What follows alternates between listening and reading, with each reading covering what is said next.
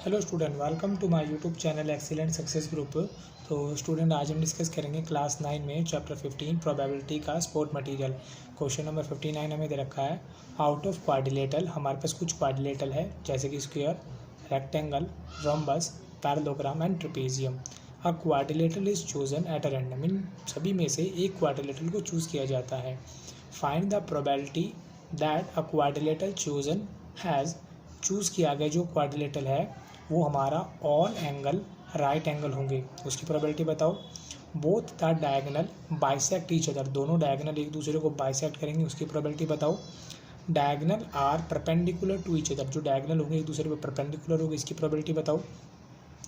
Only one of the diagonal bisect the other, कोई एक diagonal दूसरे को बाइसेक्ट करेगा, इसकी प्रोबेबिलिटी बताओ। तो देखो, पहले मैं इनके जो स्क्वायर क्वाड्रिलेटरल दे रखे हैं इनकी प्रॉपर्टी समझा देता हूँ। जो हमारा स्क्वायर होता है, ठीक है, इसकी कंडीशन क्या क्या होती है देखो ज़रा। स्क्वायर की कंडीशन होती है कि इसकी चारों साइडें हमेशा इक्वल रहती हैं, पहली बात। दूसरा, ईच एंगल 90 डिग्री का होता है, दूसरी बात। तीसरी, इसके जो डायगोनल होते हैं ये एक दूसरे को परपेंडिकुलर बाइसेक्टर ड्रॉ करते हैं।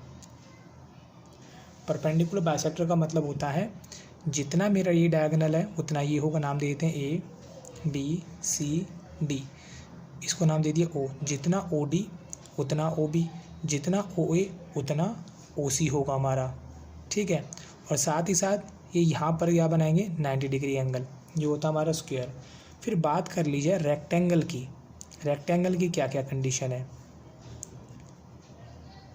रेक्टेंगल, क्योंकि जब तक हमें इसकी कंडीशन नहीं मालूम है उस क्वेश्चन को सॉल्व नहीं कर सकते हैं।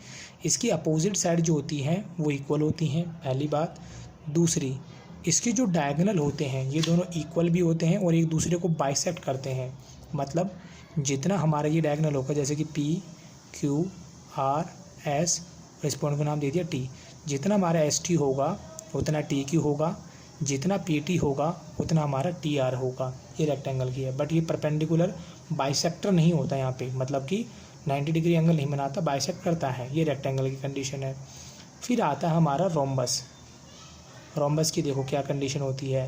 रोम्बस ऑलमोस्ट स्क्वायर की तरह ही बिहेव करता है, बट इसके अंदर कंडीशन क्या है, ईच एंगल 90 डिग्री का होना कंपलसरी नहीं है, बट इसमें 90 डिग्री का होना कंपलसरी है। इसके जो डायगोनल होते हैं ये एक दूसरे को परपेंडिकुलर बाइसेक्टर करते हैं। मतलब इसका नाम दे दिया मैंने, जैसे कि एफ जी एच आई जे, ठीक है। इसकी चारों साइड इक्वल होती है, पहली बात। दूसरी, डायगोनल जो होते हैं वो एक दूसरे पर परपेंडिकुलर बनाते हैं। जितना हमारा जे एफ होगा उतना हमारा जे एच होगा, जितना हमारा आई जे होगा उतना हमारा जे जी होगा, ठीक। ये हो गया हमारा रोम्बस। फिर आता है पैरेललोग्राम। पैरेललोग्राम हमारा ऑलमोस्ट रेक्टेंगल की तरह वर्क करता है, शॉर्ट फॉर्म में लिखते हैं पैरेललोग्राम। इसमें अपोजिट साइड हमारी क्या होती है, इक्वल होती हैं।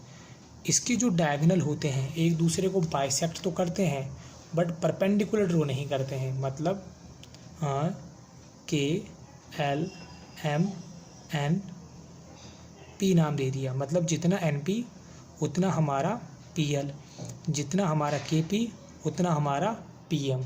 ये होता है हमारा पैरेललोग्राम। एंड फाइनली बचता है हमारा ट्रेपेजियम।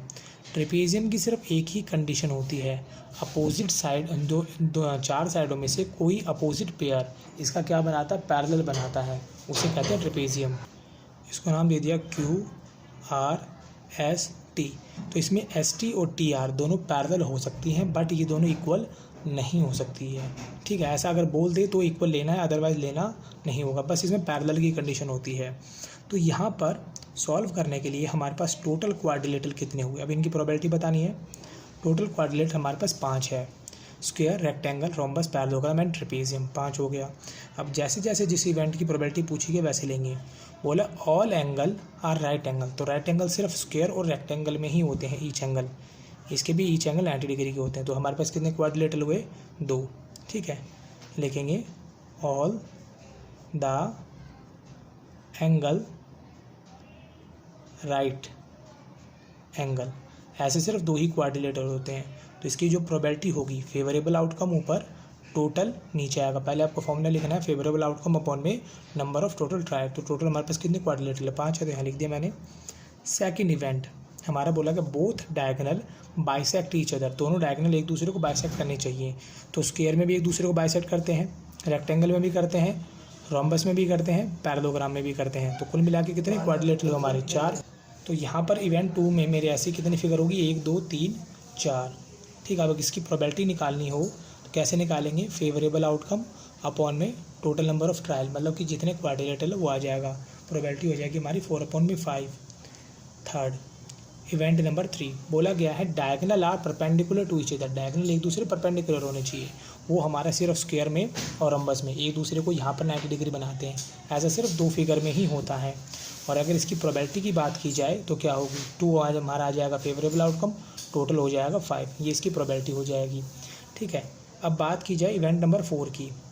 इसमें बोला गया है only one of the diagonal bisect each other, मतलब एक डायगोनल दूसरे को बाइसेक्ट करेगा। ठीक है, दोनों एक दूसरे को नहीं करेंगे।